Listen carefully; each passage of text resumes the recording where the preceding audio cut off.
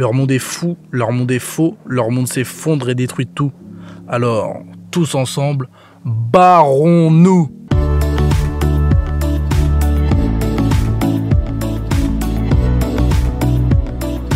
Pour le premier épisode de Barrons-nous, j'ai choisi de vous parler de permaculture car dans une perspective d'indépendance, la permaculture est essentielle. Mais qu'est-ce que la permaculture? La permaculture est bien plus qu'une nouvelle approche du jardinage. C'est une philosophie de vie où animaux, insectes, êtres humains, plantes, micro-organismes vivent en totale harmonie. Il y a même de la place pour E.T. s'il veut. En gros, il s'agit de s'inspirer de la nature, d'aller dans son sens et non pas contre, comme le fait l'agriculture en monoculture intensive moderne. La permaculture allie le savoir-faire des anciens avec des connaissances récentes. Les avantages de la permaculture. La permaculture n'est vraiment pas difficile à mettre en œuvre, c'est juste du bon sens et quelques connaissances. Bien sûr, on ne peut pas tout savoir en un jour, mais avec de la bonne volonté et de l'envie, tout le monde peut largement réussir en permaculture. Même les grands intellectuels de la télé-réalité peuvent réussir, c'est pour vous dire. La permaculture permet de produire des aliments en grande quantité et surtout d'une qualité phénoménale, qui n'a absolument rien à voir avec ce que vous trouvez en grande surface. Et en plus de la production alimentaire de fruits et de légumes, la permaculture peut également servir à la production de plantes médicinales, d'herbes aromatiques, de fleurs mellifères, d'ornements, de matières végétales pour l'artisanat, ou encore à la création d'un cerveau pour un candidat de la télé-réalité. Bon, ça j'avoue c'est pas vrai, mais en même temps c'est pas facile.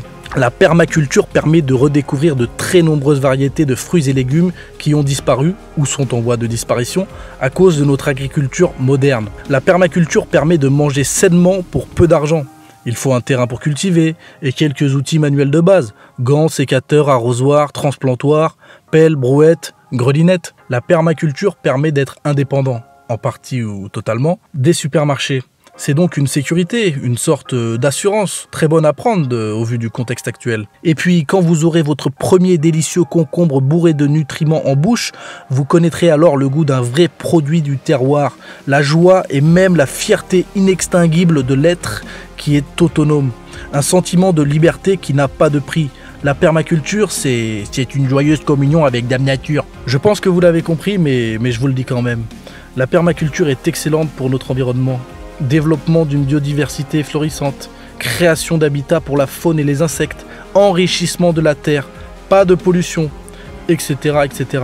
En somme, c'est un environnement sain, harmonieux et respectueux de la nature et de tous ses habitants, ce qui n'est vraiment pas le cas de la monoculture intensive moderne. La permaculture crée un environnement d'une grande diversité, ce qui le rend durable, autonome, régulé, naturellement régénéré, résilient et autosuffisant, et qui lui permet donc de perdurer sans apport extérieur, pétrole, pesticides, etc. C'est l'opposé du système actuel qui épuise les ressources et détruit la planète. La permaculture est progressive, c'est-à-dire que la biodiversité s'améliore d'année en année. Les récoltes sont de meilleur en meilleur. C'est un peu comme la connerie des hommes politiques. Attenzione, petite précision. Mon but n'est absolument pas de faire la morale à quiconque, mais simplement de constater des faits graves pour essayer à mon échelle de faire bouger les choses. Quelques conseils pour réussir en permaculture. Observez et analysez votre site. Il vous faut connaître le cycle de l'eau, le cycle solaire, les vents dominants, le climat, les microclimats et les types de sols sur votre terrain. Adaptez vos choix en fonction. Par exemple, vous pouvez demander aux paysans de votre région si la composition minérale de la terre est correcte, si elle nécessite un apport de sable, d'argile ou d'autres éléments minéraux, si elle renferme suffisamment d'humus. L'humus, c'est la terre provenant de la décomposition des végétaux et des animaux. Choisissez un espace de taille raisonnable, ensoleillé et aéré, facile d'accès pour l'entretien, l'arrosage, les récoltes et bien sûr la bronzette pour ceux ou celles qui le souhaitent. Définissez les zones d'activité pour vous faciliter la vie et économiser de l'énergie. Mettez le potager et la serre à proximité de la maison. Autour du potager, plantez des arbres comestibles. Puis, au loin de votre habitation, il y aura la forêt, les prairies, les espaces laissés à l'état sauvage et la maison de la belle-mère pour les plus chanceux. Connectez le jardin à la biodiversité du lieu et connectez-vous à la nature. En gros, adaptez-vous à la nature qui vous entoure et n'essayez pas d'aller contre elle. La nature a quand même le petit avantage d'avoir 4 milliards d'années de recherche et de développement derrière elle et de ne pas s'être fait parasiter par les conneries de la télévision. Observez ce qui fonctionne dans la nature et imitez-la.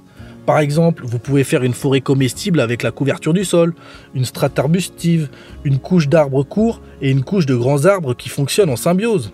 Encadrez les zones de culture avec des bouts de bois, des planches de bois. Ne marchez pas dans les zones cultivées au risque de tasser la terre, alors que l'objectif est de l'aérer, la décompacter. Faites de la polyculture, ça consiste à ne pas regrouper au même endroit les mêmes légumes, les mêmes plantes, etc. C'est le contraire de la monoculture qui chamboule les écosystèmes et détruit la biodiversité. Cultivez serré avec un maximum de diversité dans un minimum d'espace. Coller c'est ouais pour ceux qui préfèrent. Pratiquez des associations positives de plantes. Par exemple, légumes, herbes, fleurs comestibles, petits arbres fruitiers et plantations d'ornement sont couramment cultivés ensemble. Ils interagissent de manière vertueuse, remontée d'eau, de nutriments, microclimat, une sorte de France 98 du jardinage. Il y a plusieurs techniques de culture efficaces. La culture sur butte, la culture en lasagne, la culture en planche permanente. D'ailleurs, je vous invite fortement à vous renseigner sur chacune d'elles. Vous pouvez utiliser la terre des allées ou des mares pour faire les buttes. Un exemple de culture. Plutôt que de labourer le sol, utilisez du papier journal ou du carton humide, non traité, comme barrière contre les mauvaises herbes sur la future zone de culture. Cela permettra à l'eau et aux racines des plantes de pénétrer le sol et contribuera même à l'enrichir. Les vers de terre raffolent du carton. Mettez ensuite une autre couche de paille ou d'autres paillis organiques appropriés, puis une couche de compost et de terre pour les plantations. Enfin, recouvrez de mulch. Le mulch, c'est une protection pour le sol. D'ailleurs, il est extrêmement important de toujours bien couvrir le sol cultivé. Cela permet de le protéger, comme une sorte de peau. Ça permet aussi de le nourrir et de garder l'humidité dans la terre. Ce mulch peut être vivant, espèce couvre-sol, densité élevée de plantation. Il peut être aussi minéral, pierre, ardoise, etc. Il peut également être végétal, paillis, foin, bois broyé, tonte de pelouse, etc. Ça peut aussi être du carton non traité. Bref, il y a multitude de solutions. Ne tuez pas les prédateurs de votre potager, limaces par exemple, avec des vilains produits, mais plutôt en favorisant la biodiversité de manière à introduire les prédateurs des prédateurs. N'utilisez pas de pesticides et autres fongicides chimiques qui détruisent la vie du sol. Ne labourez pas car cela détruit également la vie du sol. Le cas échéant, optez plutôt pour la grelinette pour aérer le sol. Prenez soin de votre sol, comme s'il s'agissait là de votre perdreau, en attirant les vers de terre et les insectes qui sont essentiels dans un jardin. Ils aident à garder le sol meuble et en bonne santé. J'ai même envie de dire, caressez votre sol, chérissez-le, carrément quoi. Vous pouvez enrichir le sol avec de la paille, du crottin, du foin, etc. Pour favoriser le développement de l'humus, vous pouvez, entre autres, fabriquer un compost. Laissez un maximum de matière organique au potager. Par exemple, laissez les feuilles de radis. D'une part, ça améliorera la vie du sol, mais en plus, les limaces mangeront ces feuilles plutôt que vos salades. Arrosez vos plantations avec un bon petit purin. Purin d'ortie, purin de mauvaises herbes, etc. Ayez une serre. C'est très avantageux, notamment pour cultiver les plantes à leur début, en hiver, avant de les repiquer ensuite au potager. Choisissez des graines reproductibles, de qualité biologique et résistantes afin d'avoir des graines de bonne qualité et de pouvoir ressemer les enfants de ces graines, qui feront eux-mêmes des enfants graines et ainsi de suite, jusqu'à l'infini. Ainsi va la vie, ainsi va l'autonomie. Attention, la plupart des graines vendues en magasin sont non reproductibles. Procurez-vous vos semences plutôt sur internet. Cocopelli a de très bonnes graines par exemple. J'ajoute que les graines ne doivent pas être enrobées. Adaptez vos semences à votre type de climat. Sélectionnez celles qui résistent le mieux à l'environnement dans lequel vous souhaitez les faire grandir. Les pommes de terre sont très intéressantes dans une démarche d'autonomie car elles ont une forte productivité. Évitez de tailler trop souvent vos plantes ou vos fleurs. Par exemple, ne taillez pas trop vos tomates. Faites en sorte que chaque élément de votre système remplisse plusieurs fonctions et que chaque fonction puisse être remplie par plusieurs éléments.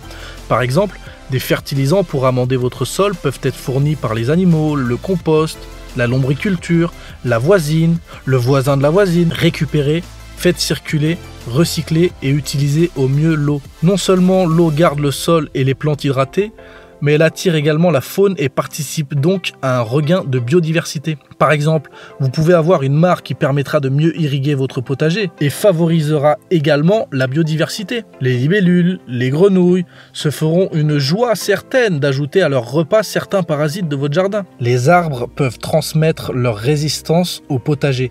Ils rentrent en connexion avec les plantes et les fleurs. C'est donc intéressant de les avoir à proximité de votre potager. Par ailleurs, les vieux arbres sont les plus intéressants car ils ont développé beaucoup de résistance interne qu'ils peuvent transmettre aux plantes à proximité. C'est à côté des vieux troncs qu'on fait les meilleurs potagers. Plantez des arbres fruitiers tout autour du potager, pas trop près, mais pas trop loin non plus. Plantez-les plutôt au nord de votre potager afin qu'ils ne fassent pas de l'ombre à votre potager. Bref, il y a encore énormément de choses à savoir. Si vous souhaitez en savoir plus sur la permaculture, je vous invite fortement à découvrir la super chaîne YouTube intitulée Permaculture, Agroécologie, etc.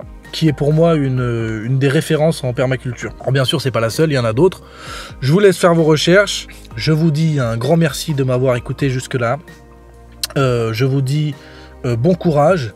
Je vous dis également à bientôt pour de nouvelles aventures. Et n'hésitez pas à vous abonner et à partager cette vidéo. Merci.